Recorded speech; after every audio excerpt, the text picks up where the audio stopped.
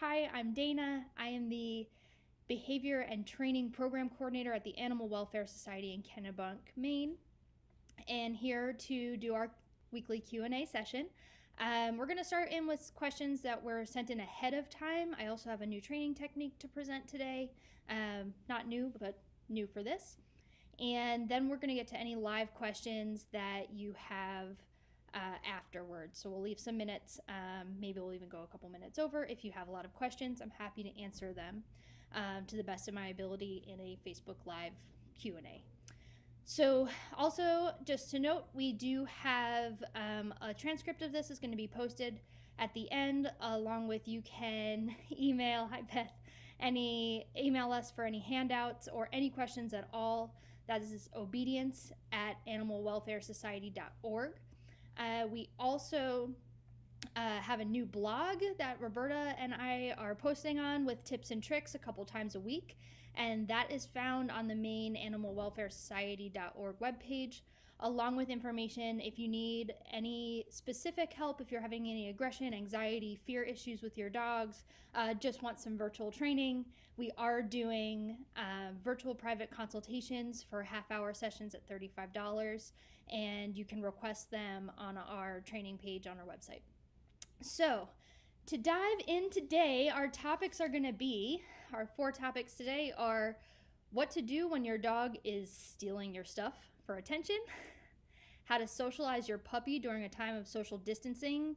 This has been a really popular topic lately. We're having a ton of puppy owners. People are getting puppies. They're really excited to have time to spend at home with them. But we can't do the regular socialization, except we can. So we're going to talk about that. We're going to handle talking about your dog when they're barking during your video calls or phone conferencing during the day. That's coming up a lot for people. And we're going to talk about curbing the chipmunk chasing and other small animals. So as a review from previous weeks, we are looking at this through the frame of behavior, through identifying what is motivating the behavior that your dog is producing, how you can manage the behavior, and how you can help modify the behavior if necessary. Hi, Cassie. I love that all my friends are joining. This is great.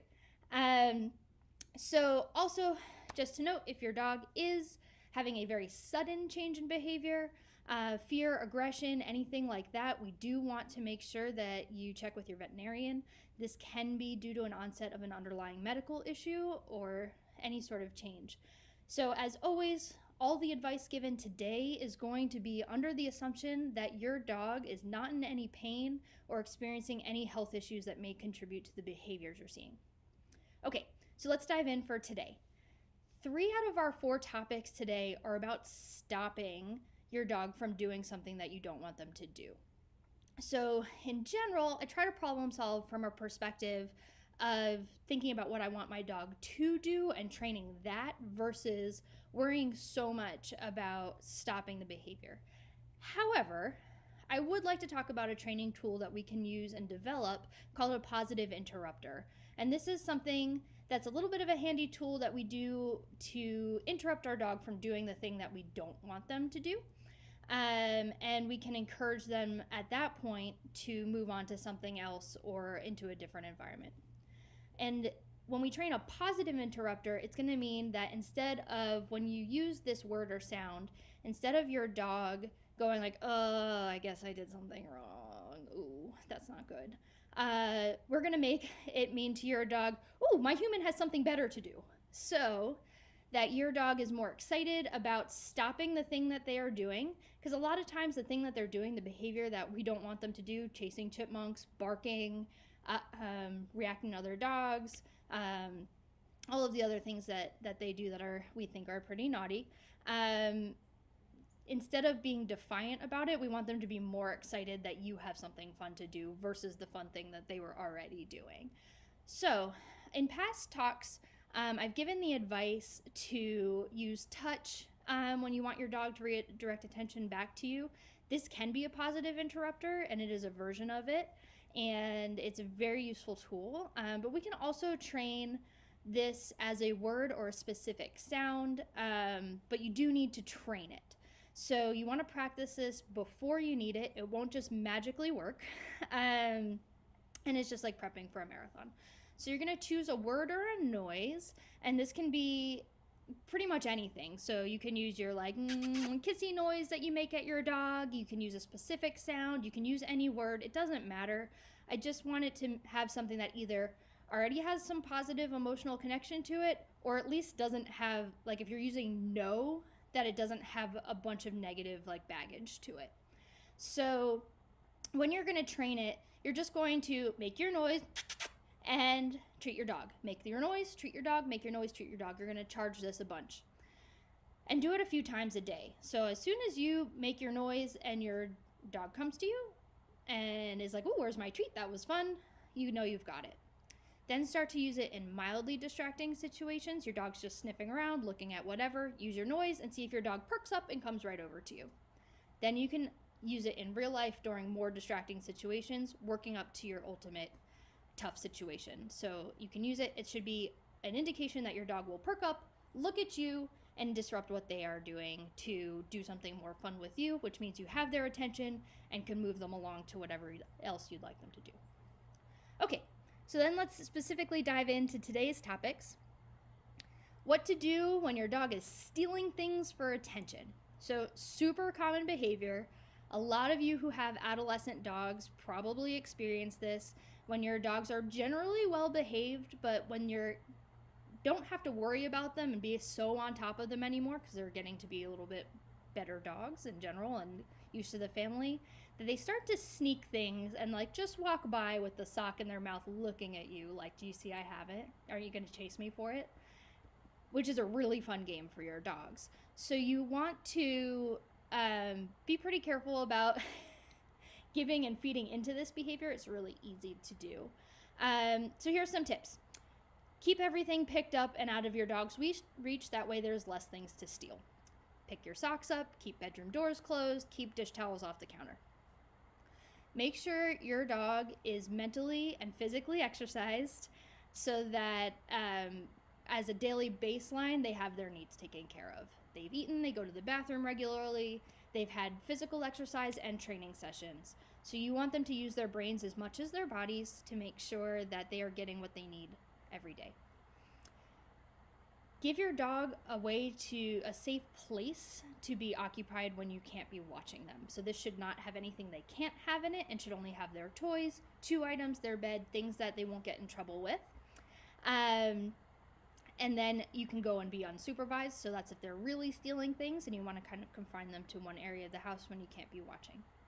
Use your positive interrupter. You see them stealing, walk by, use your interrupter. They probably will drop the thing in their mouth. You'll be able to give them something else more appropriate to do, or at least pick up some of the items. You can teach your dog to trade and release something pretty easily from their mouth, trade you for something a little bit more appropriate. And then while you're doing this, you want to kind of give the least amount of attention possible. So you'll have to interact with your dog. However, you don't want to like make a big deal out of it, whether that's getting really angry, no, you shouldn't do that, what are you doing? Or just like, oh, you dropped it, this is great, and we're doing it. So you don't want to do either of those things. It's just like, all right, bud, trade for this. Let's give you something else to do. I'll finish up what I'm doing and take you for a walk. So it should be a little bit of an indication that your dog needs something, but you don't want to feed into it in general. And we do have handouts that you can always email us for. So I do have handouts about using a positive interrupter, teaching your dog to trade, and keeping your dog exercised or confined. So anything that you need that we talk about today, I probably already have a pre-written handout for, and you can just email obedience@animalwelfaresociety.org to get more information. Okay, our biggie topic for today, how to socialize your puppy during a time of social distancing. Well, the key here is socialization is a lot more than just your puppy interacting with other puppies or people. This time period, the ages of 5 to 12 weeks, and then maybe we'll give it to like 14 weeks if we're going to be on the outer edge of that, is our critical socialization period or our imprint period for our puppies. So during this period, what is actually going on is that the experience your puppies are having are more impactful than the experience that they have at other points in their life. So it's a sensitive period that the information that they're receiving has more weight than other time periods in their lives. So this is actually the time to socialize them to everything, not just puppies and dogs, which are puppies, dogs, and other people, which are important, but to life experiences as a whole, and that learning is a very fun and positive experience, that they are safe, it's okay to explore, and how to be a nice, confident dog. Dawn has a question, but I'm going to answer some questions at the end. So hold that thought, and I'll scroll through at the end. Okay. So ways to socialize your puppy is making sure that they have positive experiences with learning and new situations in life. So here are some things that you can do to socialize your puppy that don't involve other dogs or people. You can create tactile experiences, so having your puppy walk on different types of surfaces: tile, wood, grass, leaves, bubble wrap, hula hoops, scattered things you have around your house, a kiddie pool filled with balls, or making your own kind of ball pit. You can use tennis balls for this as well. You can get your dog used to being in a bathtub. So if your puppy's big enough to jump in, you can teach them how to safely enter and exit a bathtub, or safely how to be lifted and put into a bathtub, making positive experience with all of these things.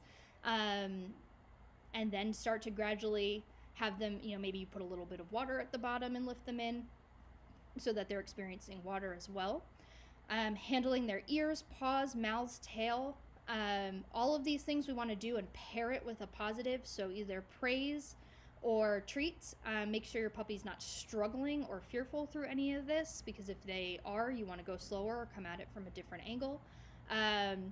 So if you're lifting your dog, we're going to lift and kind of feed at the same time. So we would be scooping and feeding, so that experience of all four paws coming off of the ground is really important. Same thing, if we are touching, we want to touch and then treat, and touch and treat, and check our octopus mouths and treat. Maybe do some, they don't really have tails, but any sort of physical exams, petting, and treat. Same thing with safe hugs or restraints. We are going to want to kind of come and do a little bit of a veterinary restraint hold and treat our puppy. Very, very light pressure, just anything that is going to be useful for later on veterinary care or grooming. Brushing, same way. We can put environmental experiences in, so going for a drive, getting them used to riding in the car, doing this in slow stages, getting them up in the car, treats for getting in, treats for securing them safely, treats for turning the car on, taking a drive just to the next house and turning around. Anything that you can do there to make the car a safe and fun experience. Since we don't really need to do anything right now, we can take our time with it. You can walk in different neighborhoods, different trails, encounter running water, rocks, leaves, anything that could be different for them. You can play different sounds, get them used to traffic noises, just about anything. YouTube has an awesome amount of videos for dog desensitization. You're going to want to play it at a low level, and you can play it during meal times or play times. I particularly like the traffic noises, and I just do it really quietly and then gradually build up to higher, and I do it while I'm playing with my puppies, so that they're having a fun experience while hearing noises that could be a little bit scary. Foraging, so letting them use some natural behaviors. Engage in food puzzles, and you can just make these at home. They don't need to be anything that you buy. A snuffle mat is just pretty much a long shag carpet that you can put some food in and let them sniffle and snuffle their treats out. One of my favorite ones, and this is something Roberta showed me how to do, which is great, is you roll out your yoga mat and you put treats in it and then slowly roll it back up, so that your puppy has to get the treats and nudge it a little bit further to unroll the mat and get the treats and unroll the mat. And this is a great exercise to use their body and their brain and snuffle for treats. You can use muffin tins. Sometimes I like to just bunch up a blanket and hide things in there and let them unfurl the blanket to get it out. Let me see, did I write anything else down? No. Okay. And then if you do encounter new people or dogs while on a walk, what you're going to do is still make it a positive experience. They look or exhibit some playful, happy body language. You can praise them and or treat them while still maintaining a safe distance. Make sure your puppy doesn't get too frustrated that they can't get to the other people or dogs, but you can have people wave and treat them for that, and just generally pair a positive with people and dogs while you are still social distancing. Okay, curbing the chipmunk chasing, and oh nope, that's skipping ahead. So actually we're going to do how to handle your dog barking through your video calls. I take notes just so that I make sure I don't miss anything. Okay, so handling your dog barking during your video calls. This is going to be a little bit similar to the first question that we were talking about, and we want to kind of go through barking again. On our first Facebook Live, we talked about barking, and we talked about your dog kind of bugging you for a lot of play when you're at work. So this is a little bit more specific than that, but it'll use a lot of the same principles. So you want to make sure that your pup had enough physical and mental exercise. We take for granted that when we're at work, our dogs are mostly sleeping and they're content with that. When there's more things to do, and more stimulus around, they are going to be more active and want to engage with you. So make sure that you do engage with them in an appropriate way, physically, walking, throwing a ball in the backyard. If you have other dogs at home, making sure they can have some play sessions if that's appropriate for them. And then letting them sniff, really get that physical exercise, chewing on something. And then make sure you do some training, anything that'll work their brain. Teaching them a new trick once a week can really help. We know that mental exercise can really tire them out. So making sure they're physically and mentally exercised. Then prevention is going to be key. So before you know that you have a call, most of these calls and conferences are scheduled. So we want to make sure we get our dog out for a potty break. They have a little bit of a walk. They have time to sniff, maybe a small training session, maybe if you have time. And then leave them in a safe area that they can't get into trouble and have a long chew item. So something that they are able to focus on while you jump into your meetings, or maybe just work for an extended 2 to 3 hours, something where they can really kind of relax and focus. You can use your positive interrupter. So if they are barking, you can use your positive interrupter and then move them into another area or away, or give them something else to do. So that you can get back to what you were doing. And then one of the other things that I really love to teach is how your dog can settle on a mat or a towel, and teaching them to self-soothe. So we have some pretty great exercises. I have a great relaxation protocol that I'm happy to send anybody who's interested. This takes it in small step-by-steps that your dog can lie down, actually settle. It's not an obedience cue. It's teaching relaxation. It's not teaching them to listen, but to physically relax their bodies. So you want to make sure you're aware of some dog body language. They want to be rolled their hip. They want to look with their jaws relaxed. Their eyes and ears should be relaxed. They shouldn't just be waiting for the food or what you're going to be doing, like we see sometimes in obedience. And going in small steps to that your dog is able to relax in a variety of stimulus and situations. So if anybody wants that protocol, I'm happy to send it out. If you want a specific lesson on how to teach relaxation, we can do some videos on it as well. Just let us know if that's something you're interested in. Okay, so now curbing the chipmunk chasing and other small animals. Okay, so dogs have different degrees of prey drive. This can range from uninterested to clawing and jumping through windows and trying to get out the doors when they see another animal. Well, we're not going to be able to change the baseline instinct of your dog. We should be able to help them focus and relax. So if your dog is trying to get through windows and doors at your home, again, prevention is key. So either monitoring their line of sight, so frosted window clings that you can get from Amazon, Walmart, Home Depot, that you can stick onto your windows without doing any damage, to just help diffuse anything that they might see, so they're just not always on the hunt for it. Or preventing them from getting into that. If you have just one room with one doorway and that's like all of the front windows in your house, putting a gate up. to be able to prevent them access from, again, being on the hunt all of the time. The more that they are looking and hypervigilant for these animals, the more revved up that they're going to be, and it's going to be harder to deal with. So you want to try to decrease the opportunities for them to be on that hunt. If they are, you can use your positive interrupter, follow with a more appropriate activity to redirect their behavior.